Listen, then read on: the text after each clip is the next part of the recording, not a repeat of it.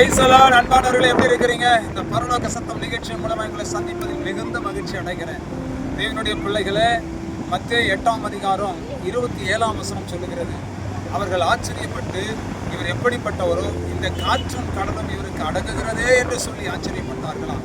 கர்த்தருடைய பிள்ளைகளே, பின்னாடி இருக்கிற காற்றை பாருங்க, இந்த கடலை பாருங்க. இந்த காற்றையும் கடலையும் ஒரு நாளில் கர்த்தர் அமைதிப்படுத்தி அதை அடக்கினார். வேதம் சொல்லுகிறது, இறையாதே அமைதலாயிரு என்று சொல்லப்படுது. அது அமைதலாயிடுச்சு. அது இறைகளை காற்றும் கடலும் அப்படியே அடங்கி அமைதியாயிடுச்சு. தேவனுடைய பிள்ளைகளை ஒரு விஷயம் நான் சொல்லட்டுமா? அவர் சொல்ல ஆகும், அவர் கட்டளையிட நிற்கும் என்று கர்த்தருடைய வார்த்தை சொல்லுகிறது. அவர் வார்த்தைக்கு கீழ்ப்படிந்து அப்படியே நின்று போனது எதுன்னா இந்த கடலை தான் பாருங்க. கடலு கூட கர்த்தருடைய சத்தத்துக்கு கீழ்ப்படிது. மனிதர்களாக இருக்கிற நீங்களும் நானும் கர்த்தருடைய சத்தத்துக்கு கீழ்ப்படிவது இல்லை. பிரியமானவர்களே, இந்த சமுத்திரத்தை கொஞ்சம் அப்படியே பாருங்க. இதுக்கு எல்லை கிடையாது. அப்படியே கர்த்தருடைய சமுத்திரம் இந்த வீடியோ நான் காட்டுறேன் பாருங்க. எல்லை கிடையாது.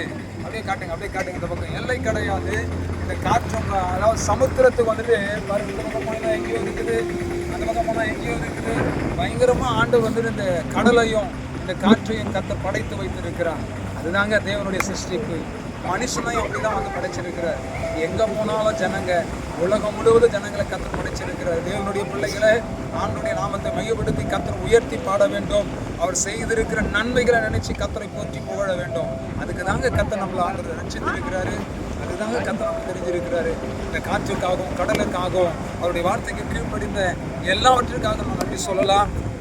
கர்த்தருடைய சமத்தில் நாம் கண்களை மூடி ஜெபிக்கலாமா? நல்ல தகப்பனே, இந்த நல்ல வேலைக்காக ஸ்தோத்திரம். வசனத்தின்படி காற்றும் கடலும் உமக்கு செவி கொடுத்தது. உம்முடைய வார்த்தைக்கு கீழ்ப்படிந்து அதை நடங்கினது. ஆண்டவரே, ஜனங்கள் ஆச்சரியப்படும்படி அதை கர்த்தர் அமைதல் படுத்தினது போல எங்க வாழ்க்கையில போராடி கொண்டிருக்கிற காற்றுகள் ஆண்டவரே, புயல்கள் ஆண்டவரே, பிரச்சனைகள், போராட்டங்கள் எல்லாவற்றையும் கர்த்தர் அமைதல் படுத்தி ஆண்டவரே, நாங்கள் ஆச்சரியப்படும்படி எங்கள் வாழ்க்கையில் அற்புதத்தை கர்த்தர் செய்யும்படி நாங்கள் ஜெபிக்கிறோம். உமது கரத்தில் ஒப்பு கொடுக்கிறோம். கர்த்தர் பெரிய காரியங்களை செய்யுங்க. உங்கள் நாமத்தை மிகப்படுத்திக் கொள்ளும். இயேசு கிறிஸ்துவின் நாமத்தினால் ஆசீர்வதித்து ஜெபிக்கிறோம் நல்ல பிதாவே. ஆமென், ஆமென், ஆமென். God bless you. கர்த்தர் உங்களை ஆசீர்வதிப்பார். கர்த்தருடைய நாமம் மகிமைப்படுவதாக. ஆமென்.